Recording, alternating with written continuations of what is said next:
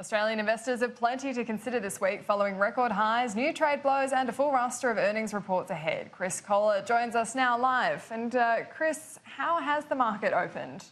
Morning, Annalise and Kieran. Yes, look, it's a bit of weakness in the Australian market this morning, following on from the weakness that we saw on the US market and around the world after Donald Trump announced a new round of tariffs to be put onto Chinese imports. Locally, though, as I speak to you, down 0.3% to 6,745 points. Miners doing it toughest and dragging the index lower, with BHP, Rio Tinto, Fortescue Metals all down more than 1%. Interesting to see that CBA is up 0.5% ahead of its full-year earnings results on Wednesday.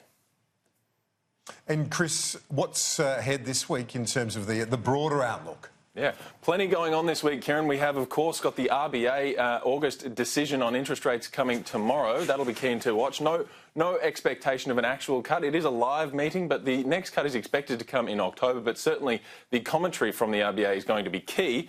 Then we, of course, have a fair bit of data out this week. We have trade data, building approvals data and household lending figures coming out. And then, of course, earnings season really kicks off in earnest from Wednesday. Suncorp, CBA, Transurban, AMP, IAG, AGL, they're all reporting this week. So plenty for us to talk about throughout the week.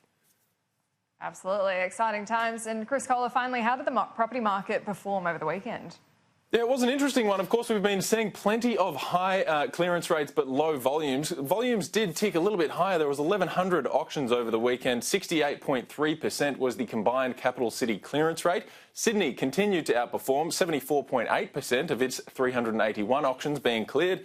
And then Melbourne, 73.3% from 500 auctions. Adelaide was the weak link in dragging the combined capital city number lower with 35.8%, but a very, very low 74 auctions there. So that's the way the auction market shaked out on the weekend.